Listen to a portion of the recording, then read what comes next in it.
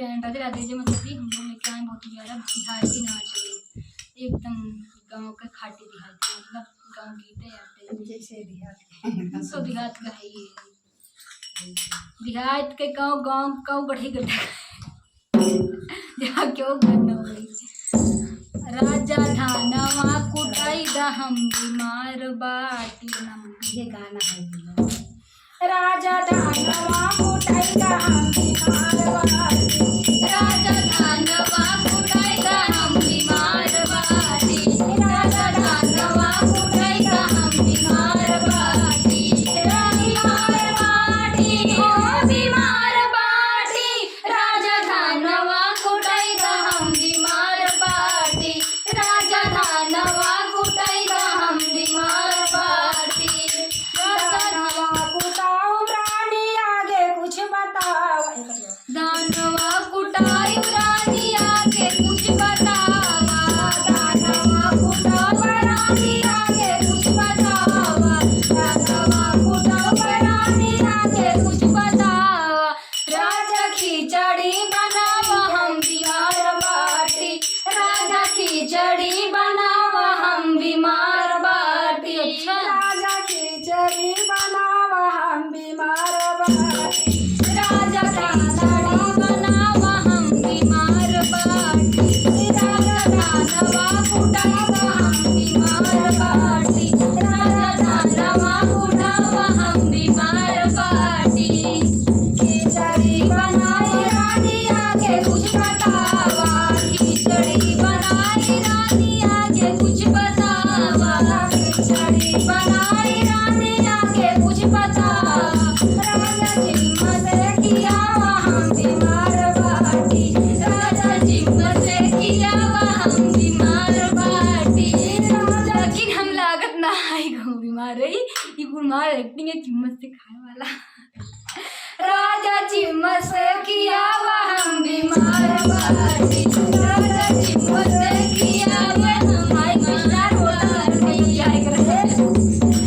बीमार बाटी ओ बीमार बाटी, बीमार बाटी ओ बीमार बाटी, राजा जिम्म से कियावा हम बीमार बाटी, राजा जिम्म से कियावा हम बीमार बाटी, राजा धानवा कुटावा हम बीमार बाटी, राजा धानवा कुटावा हम बीमार बाटी।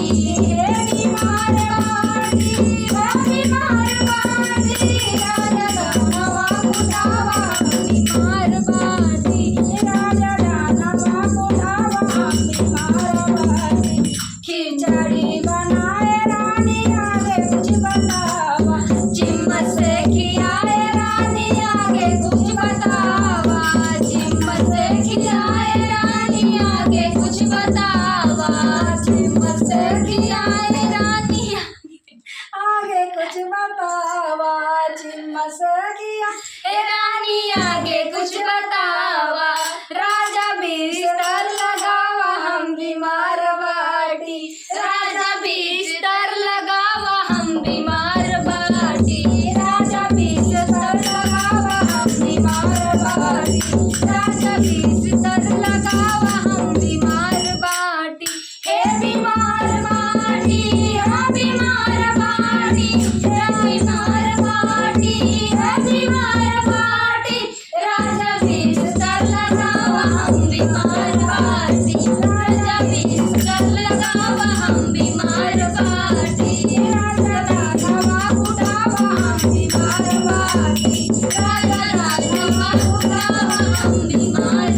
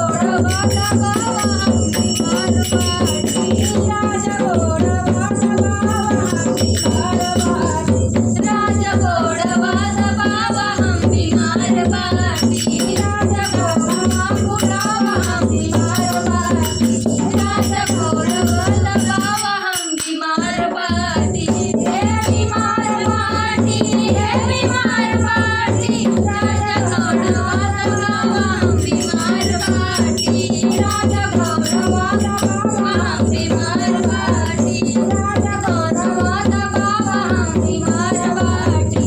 देखा भैया हम बतावत भाई तू कहीं बीमार हो सही सही सब सुन लीजिए। इनका नहीं रे इनका पहली चीज तो है खाना ना बनाओ एक बार। दूसरी चीज ने अपन पेट भरे के बाद अपने हाथ से खाओ नहीं ना। और तीसरी चीज का हुआ इनका बिस्तरों ना लगाओ गंधाव रे बनाओ रे हटे। और चौथी चीज इनका सोवे के बाटे गोड़ दबाओ मतलब काम कुछ नहीं बीमार का एक्टिंग। पहला काम तो खाए वाला दूसरा काम बिस्तर लगाए वाला तीसरा काम बीमार होए वाला चौथा काम गोड़ो दबाए वाला। सुना थे इनका काहे सस्ते में निपटाए दिए एक तो ना बताएं लेकिन हम बता देते काहे निपटाए दे। अगर कहीं इनका गेहूँ आटा गूथे को होते रोटी बनावे को होती है गर्मी में तभी हमें क्या करते हैं तो हम कहें लावा धान की सीजन या और अगर कुटा उटा लेंगे तो सस्ते में निपटाए दे। खिचड़ी हो अगर थोड़ी बाकी चार पत्नी मतलब वाइफ जोन भी कहा जात And wife. हस्बैंड पतन का दुनिया घर बैंड करिए इतना काम से बचकता है हम कही थे सीधा उनकी नैहरे उनके पहुँचाया आया वहीं जाए कोई धान गेहूँ कटी उनकी बीमारी दूर हो जाए। सीजन स्टार होटल में तो खाना खाएंगे जाएंगे वही चम्मच खाया गोड़ दबाया बिस्तर लगाया हम बीमार पट्टी का उनकी उम्र गए बाद ना बुलाए जब हमारे बीमारियाँ पकड़े बा शायद उनके बीमारी के दवाई या उनके नहीं यार जाए फोर व्हीलर में घूमिए भैजिया चरावत की उनका वहीं पहुंचाए दे जाए। हम तो ये नहीं न जब हमें गोड़ और गाना अच्छा लगे तो कमेंट करके बताओ। जय फिर नेक्स्ट वीडियो तब तक के लिए।